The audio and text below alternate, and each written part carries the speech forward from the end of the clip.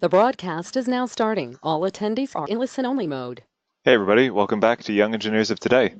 I hope you're ready to continue, and I hope you're ready to move on to a new subject entirely.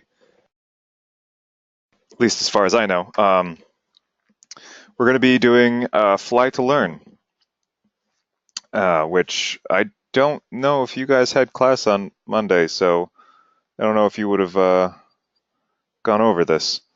But anyway, Fly to Learn is, well, it's using X-Plane essentially to learn about. Oh, installed it on Monday. Okay, to learn about yeah, aerodynamics and flight dynamics and stuff like that. All right, well, I'll go ahead and get mine installed then. Yeah, I agree to the terms. I don't know. I don't know if a winner has been determined yet, Cademan. But hopefully we should know soon. Sure. Let me quit this installer and bring up the link.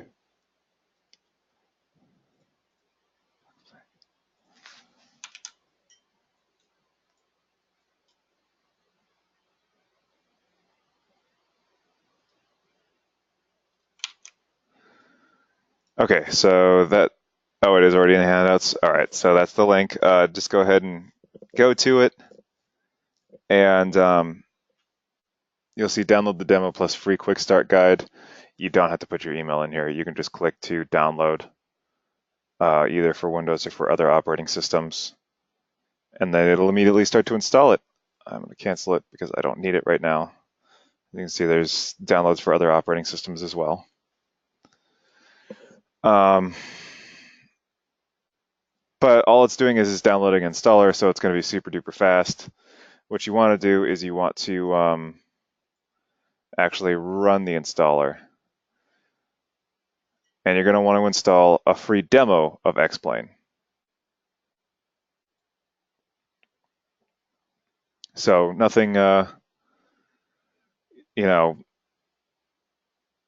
no paid version or anything like that. No install an X-Plane product purchase unless you already have it like purchased or anything like that. But this is just going to be the free demo, which allows you, I believe, to just run for a limited amount of time before it locks up on you and you have like no control and stuff like that. You'll want to agree to the terms of the end user license agreement, um, which is this right here.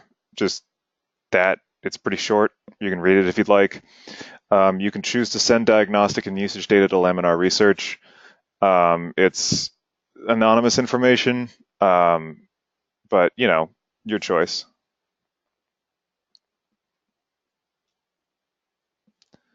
When it downloads, where does the app come up? That's up to you. You tell the computer where it downloads. By default, though, it does go to the downloads folder.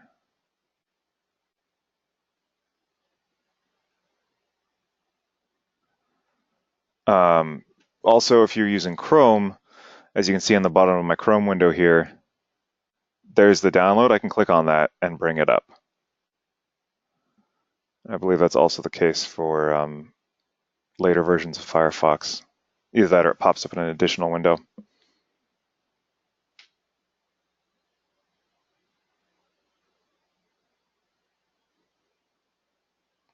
Right. So you wouldn't be downloading for Windows. You would be downloading for other operating systems because you're not running Windows. On that link that I gave you, uh, you can see that there's an option for other operating systems. You're going to want to click on that.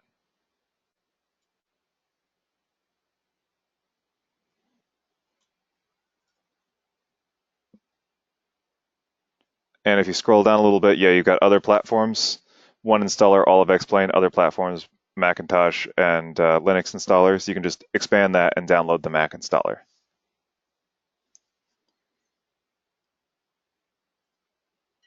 And that will be the way that you can get it on your computer.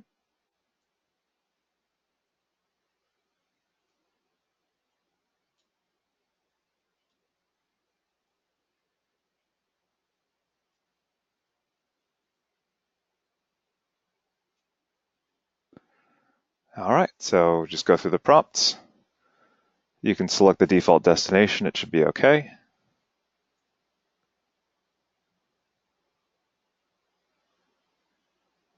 And we'll just let it download X-Plane. Shouldn't take too terribly long because it's 5 gigs, which could be a lot worse. I don't know if we're going to be able to fly. Well, I could probably tell you guys how to fly today, but I won't really be able to fly alongside you guys at the same time because of the fact that I'll have to get this downloaded and installed.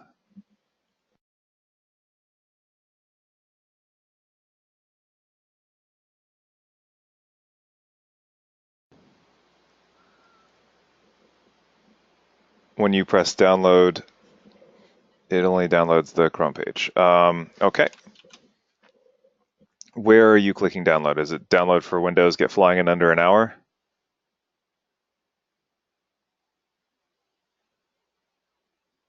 Top left.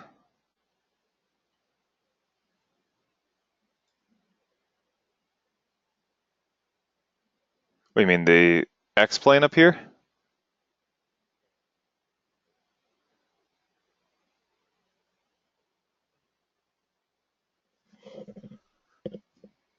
Oh, gotcha. Okay.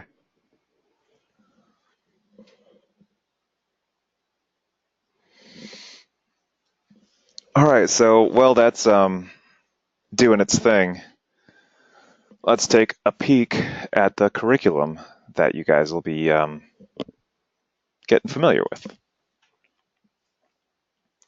So, table of contents goes over, well, everything that's going to be in it. But as you can see, first flight, weight, lift, drag, thrust, flight stability, aspect ratio, wing loading, power loading, and airplane design. Maybe. We shall see. We might not use it X-Plane today.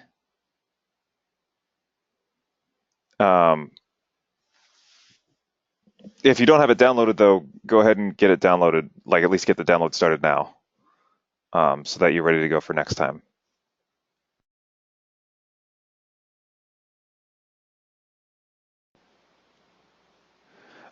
So yes, these cover a few different aspects of flight and aerodynamics, and sort of the different, well,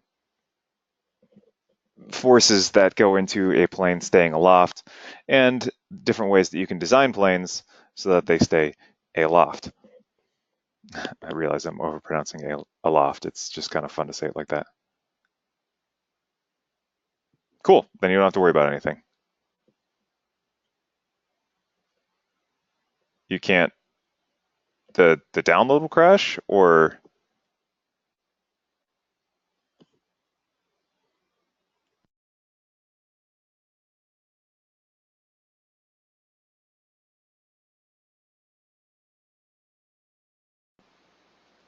okay. Well, then just follow along as best you can.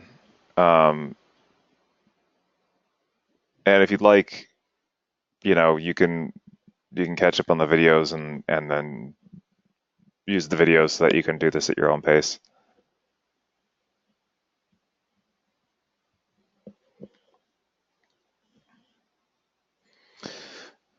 All right, so flying. First flight, in fact. The Wright brothers were engineers first, pilots second. So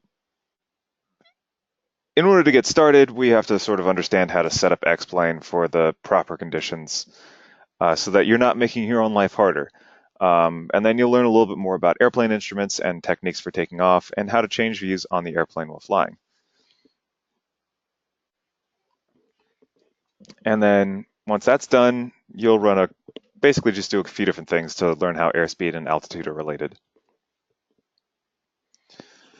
Before we get flying, though, we'll go through this handout, and then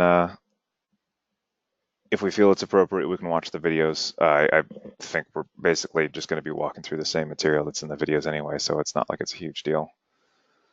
All right, about 30-ish%. So flight conditions. It's important to take into consideration the aircraft, airport, and weather conditions for your first flight. Um, Planes, as well as runways, vary in difficulty, and the more you practice, the more options you will have because you'll get better at flying. And so you'll be able to use more difficult things. Once you gain more experience, you'll be able to fly at night and in windy conditions. And it's actually pretty amazing how much wind can mess with your plane if it. Uh, all right. Does it give you a message or anything like that?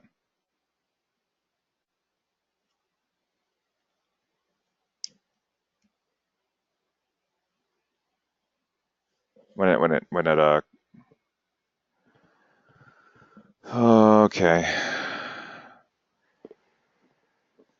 Um, if we run into a lot of people that's happening to, then we may have to consider a plan B for this next set of lessons. We'll see. Um, in the meantime, though, just try and follow along as best you can.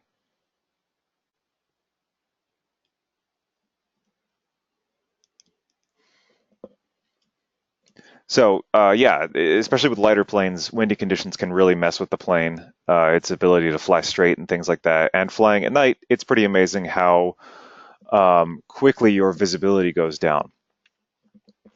We tend to think that like nighttime you can still see pretty well, but we've put in a lot of infrastructure in order to ensure that you can see at night. You know, street lights. Um, it's not really infrastructure, but headlights on cars, flashlights, things like that. And we have an additional advantage, and that is that we're close to the ground, so we're able to see the end of a beam from like a flashlight or headlamps or something like that. Not so much in a plane. If you're not flying over a city, maybe you're flying over uninhabited mountains or over a forest or whatever. But if there's no civilization, so to speak, there, um, you may not be able to tell where the ground is. You may not be able to tell how far away the ground is, especially if you're doing something like flying on like a moonless night or something like that. You may have no idea, other than what your instruments tell you, how high you are off the ground. And that could be a problem with stuff like mountains because altitude tends to be an altimeter, that is to say, the instrument that tells you how high you are in a plane, really only tends to tell you how high you are above sea level. And so you may not know exactly how much higher you are than a mountain if you are higher than a mountain.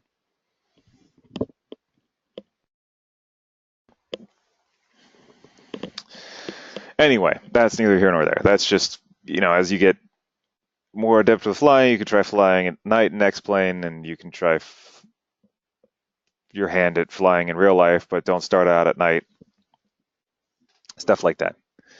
Um, so for those of you, running it at home eventually, don't get it started up now. Um, you're going to set up some particular quick flight setup instructions.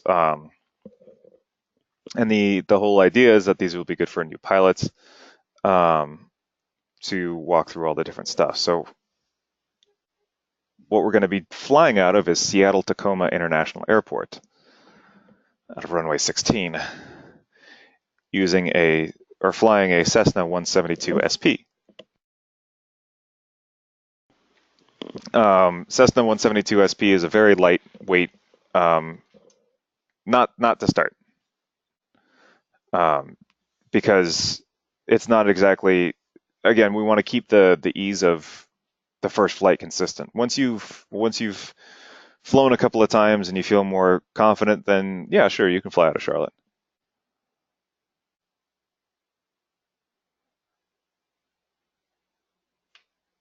Um, so you want the time to be day and you want the weather to be clear, which is going to. Oh, Charlotte's not in the demo. Gotcha. Um, Setting the time to be day defaults to 58 degrees in temperature and 29.92 uh, inches of mercury for barometric pressure. That's what HG is Mercury. This will maximize visibility, eliminate clouds, precipitation, thunderstorms, wind, and turbulence. So you want to be able to see as far as you can, and you really don't want, stuff like wind and tornadoes and turbulence and whatever else. I, yeah. Um, I also misunderstood you at first. I thought you were saying in X-Plane, which I was going to say, I'm not quite there yet. So the actual, temperature and pressure, you don't have to necessarily know, because setting it today, yeah, it's also a decently sized download. Setting it today and the weather to be clear automatically sets it to be those particular options. Once you're done, you click fly with these options, and you want to show that window every time you start up X-Plane so that you can change it at some point in the future, especially if you end up purchasing X-Plane or something like that and you want to mess around with it later on. So, all right, I'm just poking through just to look at everything, that's all. Okay. So when you're actually sitting in your airplane, you will see some instruments on the bottom half of the screen. In fact, the screen will be pretty interesting. It might take a little bit of getting used to if you're not used to like simulators necessarily. Basically, the bottom half of the screen is going to be entirely instruments, and then the top half of the screen is going to be the seeing out of the glass of the plane or something like that. Not something like that. That's exactly what it's going to be. But it's a little bit more, I think, a lot of times detailed than people might be expecting, even knowing it's a simulator.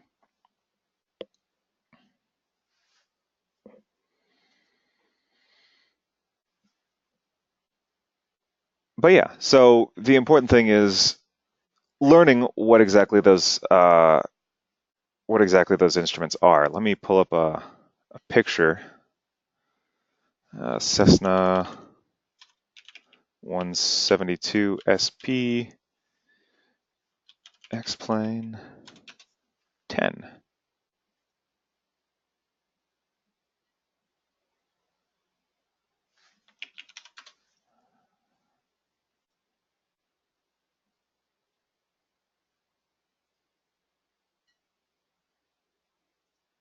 Oops. Oh, come on.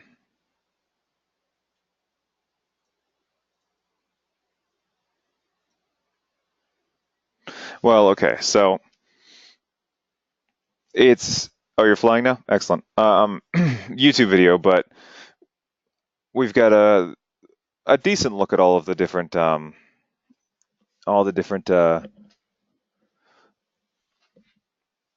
instruments that you might see. So you've got, well, let's see here. I'll go pop back over here. Airspeed, attitude, altimeter. Okay. So you've got the airspeed indicator. This is going to tell you how fast you're going. Pretty straightforward. Then you got the attitude indicator. This is also known as like the gimbal or the skyball or stuff like that. What you can see here is you've got there are a number of things going on. You've got the sort of the brown half and then the blue half. You've got some horizontal lines here. You got some lines around the edges, sort of in a radial design, like a clock face or something like that. You got this indicator here that's just sort of like it's like an orange thing. It's got an orange dot and two orange horizontal lines. And what this is this tells you exactly how, well, it tells you exactly how your plane is oriented.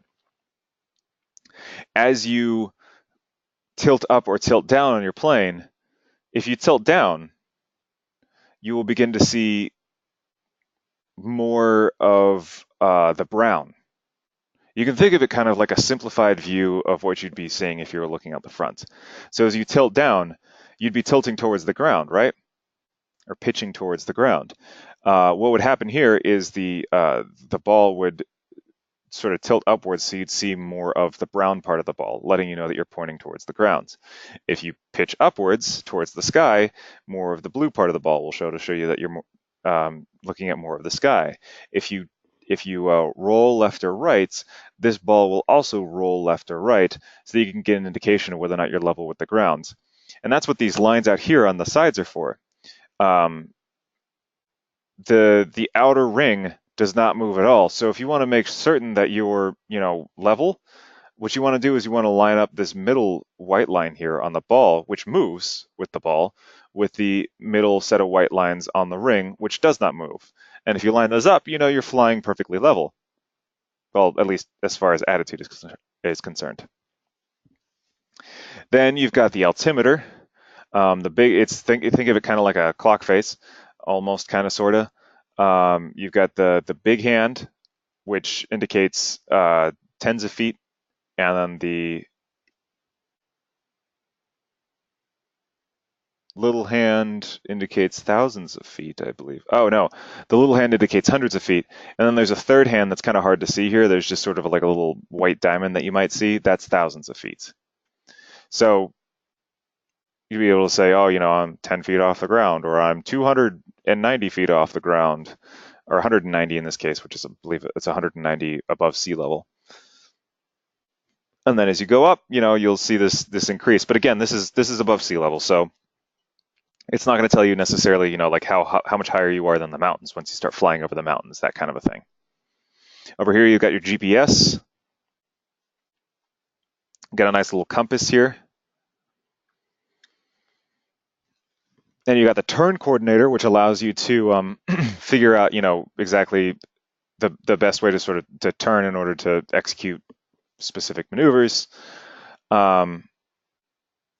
This is, if I remember correctly, it's a facing indicator, heading indicator. Oh, yeah, heading of the airplane compared to geographical north. So this will compare, magnetic north, geographical north, because those are two very different things.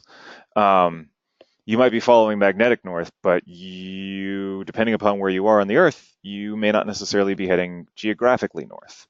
You might be even heading geographically east, because the magnetic north on pole on the Earth is not where the geographic north pole is. So it's actually, I believe, further down and sort of in like very North Canada, if I remember correctly.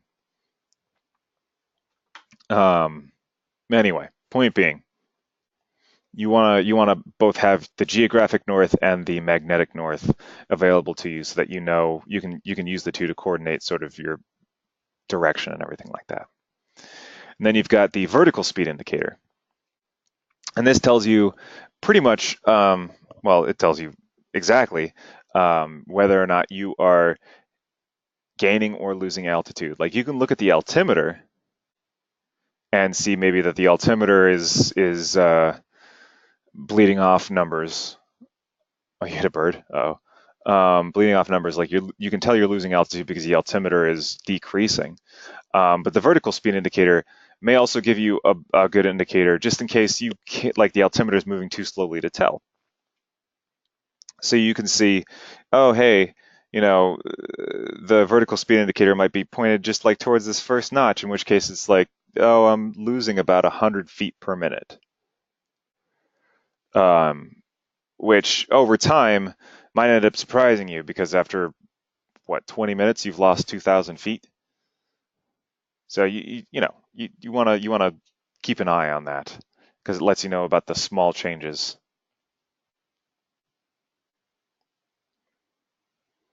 As you can see, the indicator goes up pretty high in either direction. If you're going up, the indicator is going to move clockwise. If you're going down, it's going to move counterclockwise. The neutral point is right here at this 9 o'clock position. So if it's exactly at 9 o'clock, you are maintaining altitude exactly. But if it starts creeping clockwise or upwards, then you know that you're heading upwards into the sky. If it starts creeping counterclockwise or downwards, then you know you're heading down towards the ground. So that's something that's important to keep in mind. Um, then you've got you got fuel indicators, power, temperature, and oil. Oh wait, no, oil over here. All right, now running into cars. Excellent. That's always a plus. You've also got a tachometer. Where's the tachometer? Oh, I don't see the tachometer anywhere right here. Oh, I think the tachometer is at the bottom here, just sort of hidden. This thing down here, that's a tachometer. That's just letting you know basically how fast the engine is turning. Um, just like it is in a car. The faster you're going in a car, you might see the tachometer increase until it shifts gears, in which case the tachometer goes back down again, even though you're still gaining speed. But basically, it's sort of an indicator of how hard a car might be working, or a plane in this case, um, because you don't want to work something like a car or a plane too hard. You can cause some, oh, excuse me, some pretty significant damage to a vehicle by doing that.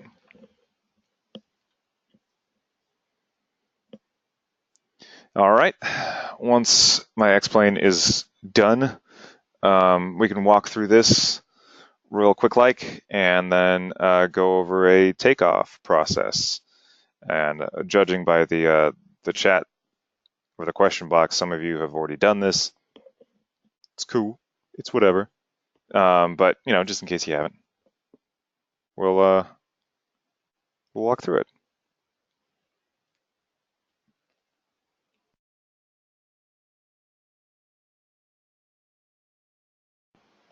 That's okay if it's not close. Just this is going to be recorded for posterity. It'll go up on YouTube, and you'll be able to watch it in 8 minutes. That's not too bad. That's not bad at all. You'll be able to watch it and just sort of do this at your own pace.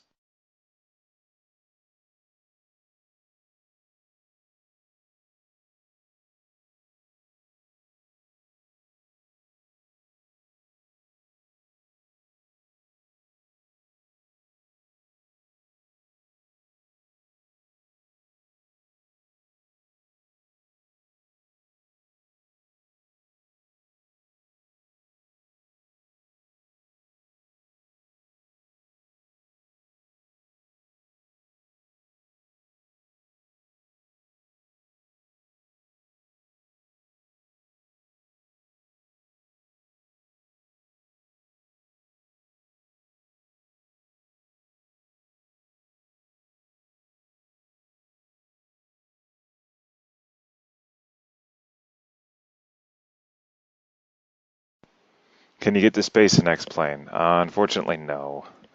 Um, I don't think that it models that, as far as I'm aware. And how much money is it? Last I checked, it was about $40 to $60. I think it goes on sale periodically. Oh, let's see here. That's 60. That's all relative. That's $60 I can't spend right now. All right, let's go ahead and get X-plane booted.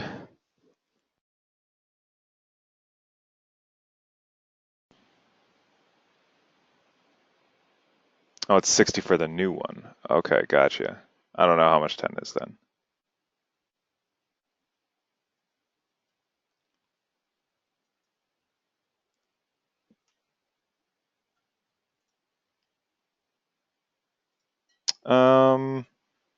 Are you sure about that?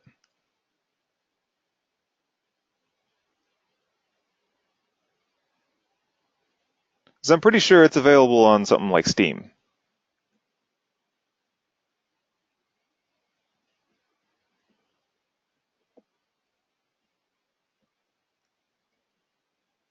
Anyway, I can't check right now, but all right. So run demo.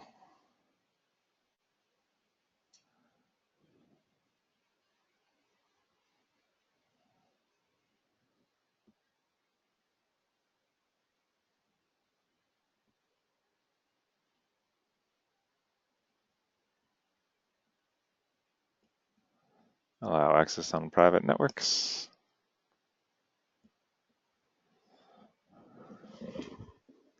Ultra realistic flight simulator.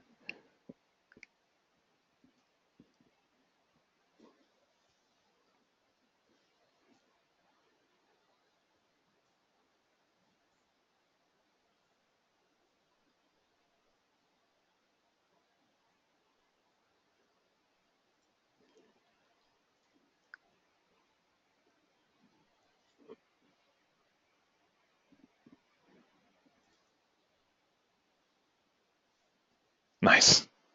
Excellent.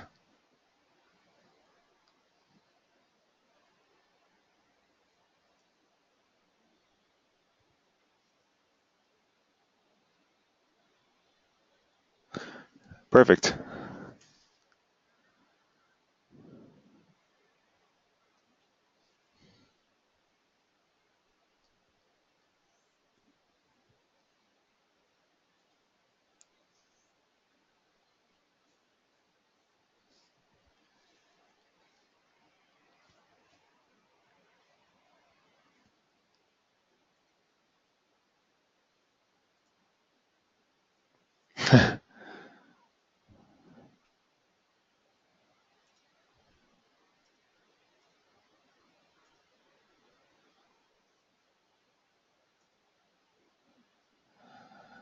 Okay, hopefully soon here.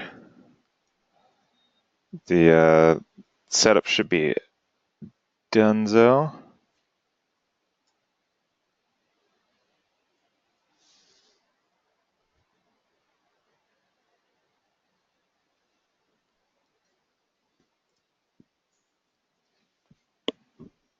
Or maybe not. It is really having some trouble.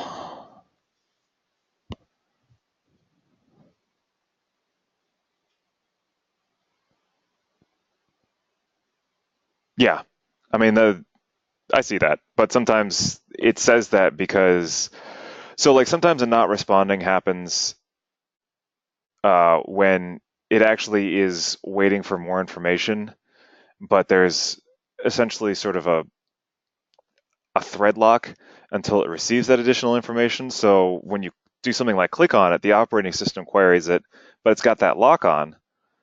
And so it doesn't respond to the operating system. So then the OS will say, "Oh, hey, it's no longer responding." When in reality, it just isn't temporarily. See, as you can see, it finished. Well, it made more progress loading. I won't say it finished loading necessarily. We won't ever say that until we're 100% sure. Wow, this is a lot prettier than the previous version that we've been using in previous years. Okay, so I am interested in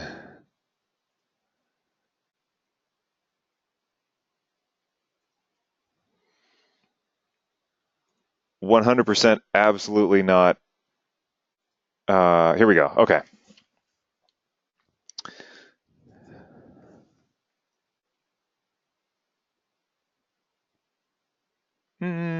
No. No, I'm going to go with no. So under general aviation, Cessna 172 SP, we'll use that one. Seattle Tacoma International, day and clear.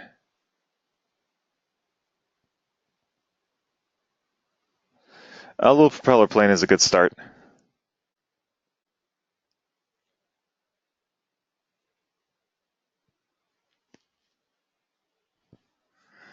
All right, so it's going to load the Cessna.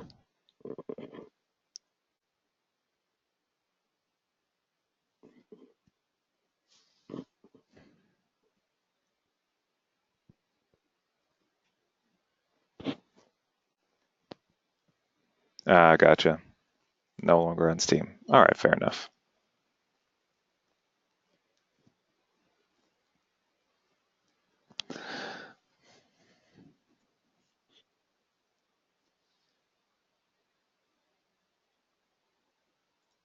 Okay, so here are all the the instruments that I was talking about before. Go ahead and maximize this. So as you can see, we've got brakes on. We got our navigation system over here. We're interested in a few things, namely, if I hit the down key on down arrow on my keyboard, I can look down at more stuff. You know, you got fuel pump and things like that. Set the fuel to different propellers. So open X-Plane and follow quick life. Now we're going to pause the simulator real quick, just so we can pray the plane without moving. You can press B or hit. You can press brakes or hit the B key on your keyboard in order to disable the brakes. Then we're going to push in this black knob right here. This is the throttle. If you push it in, you start allowing fuel to be basically open up the fuel line.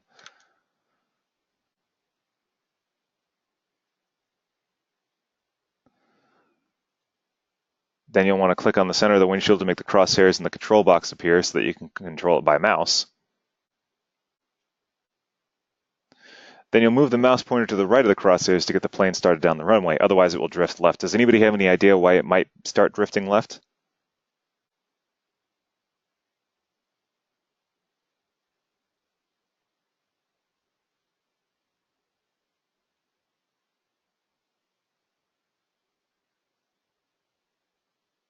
Or why it might be right? Might be right, might be left.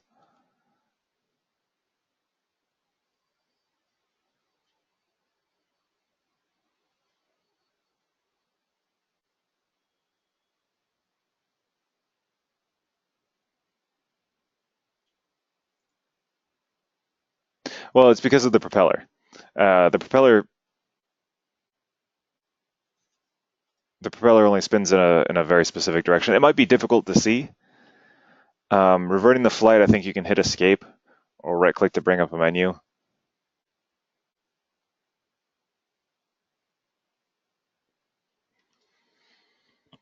right, so once you've done all that, you should be able to,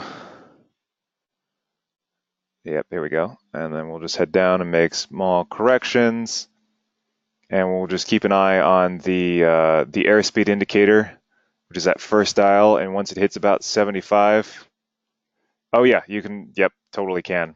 If you experience too many G-forces, once we get at about 75, you can tilt back and then you're up in the air.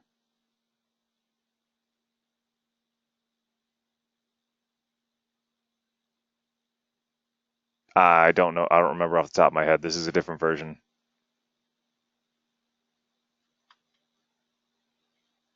Might be able to hit enter and then file flight plan.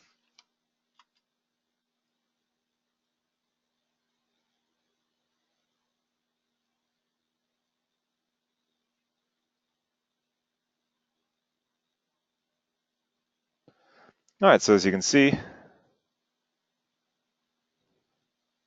nice. Excellent.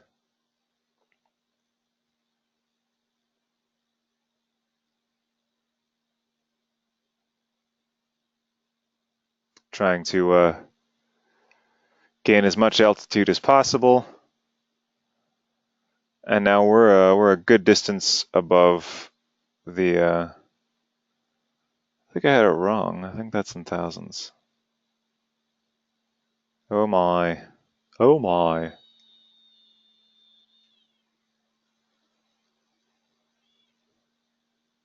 As you can see, my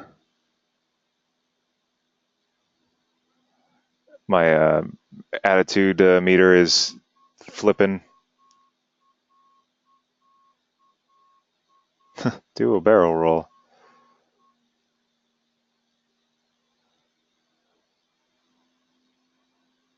Oh, that was sort of a barrel roll.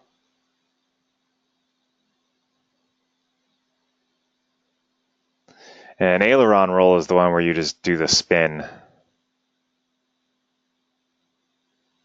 But a barrel roll is where you do a spin and you pull back on the stick a little bit. Like you're flying on the inside of a barrel. All right, so now that flown around a little bit,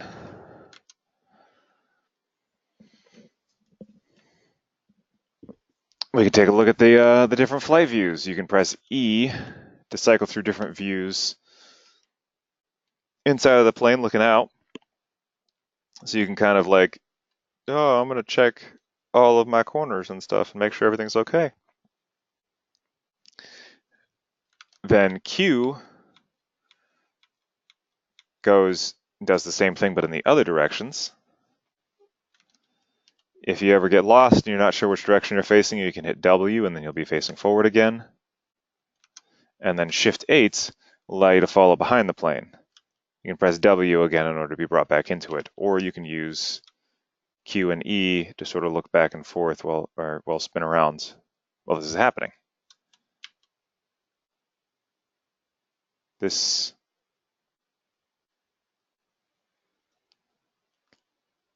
reminds me more of like Southern or Northern California than it does Seattle, but hey, it's cool. Except for, like the Big Bay. Well, even still, that's like Central Northern California. Anyway, you can also use the arrow keys when you're in the outside view to rotate the view around the aircraft. So you can, hey, look, there's me sitting in it. So you can look at the majesty that is your tiny little Cessna. Maybe in a minute.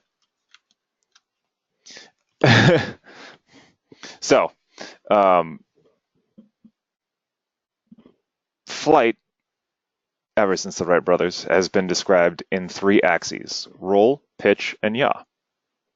So roll describes the rotation of the wings along the nose to tail axis. So basically, if you were to skewer the plane like a kebab from the back to the front, and you were to twist that skewer, that's like what a roll is.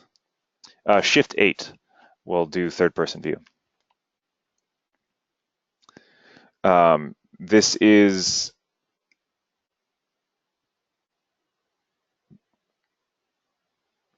one of the axes of movement. No, so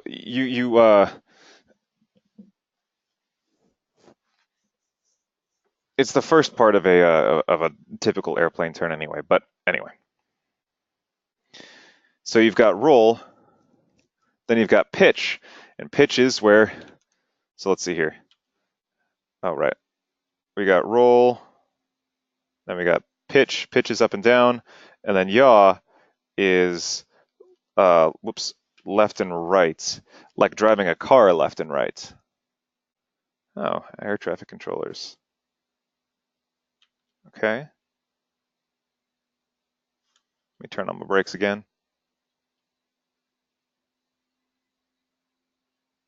Flight 11, what do you mean?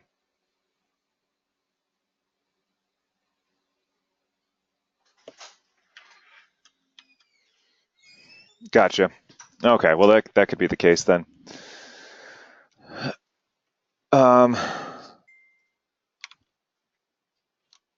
What is the program called? The program is X-Plane 10. Let me go ahead and relink it in the chat box,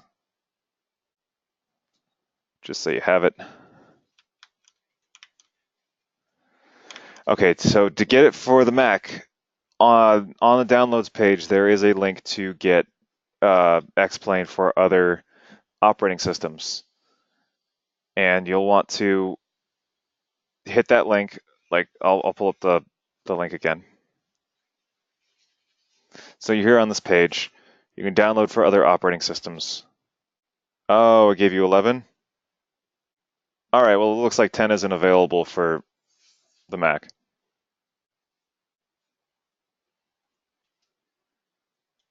Right, yeah, no, I getcha. Don't worry about it. I mean, there's not really a huge difference between the two.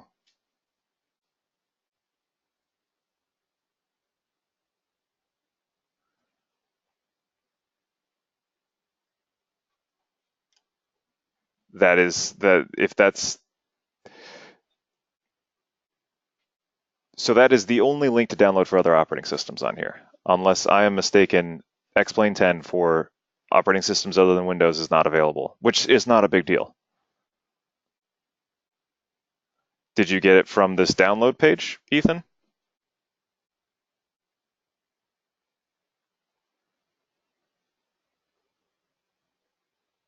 Okay, so how did you do it then? You just clicked here.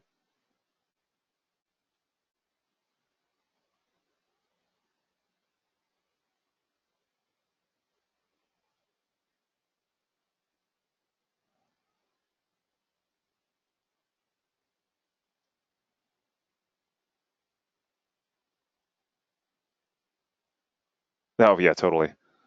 I see. Older versions. So if you scroll down a little bit, there is an older version.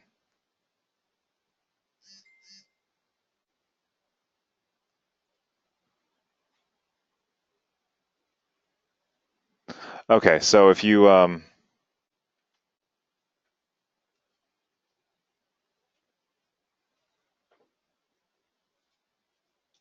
well, no, we're trying to help people out.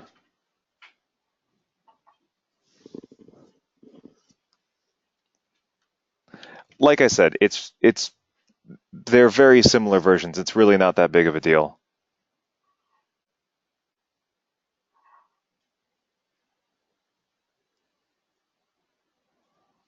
So there you go. Older versions, try it older. Um, so you're more than welcome to if you would really prefer. Like I said, at the end of the day, not that big of a deal though. But it is 7:50, so I'm gonna go ahead and I'm gonna call it a class here. We'll do the poll questions and then we'll leave it open for question and answer time, and then you guys can head out. Um, and yeah, if you don't have any questions, you're more than welcome to head out after the poll questions.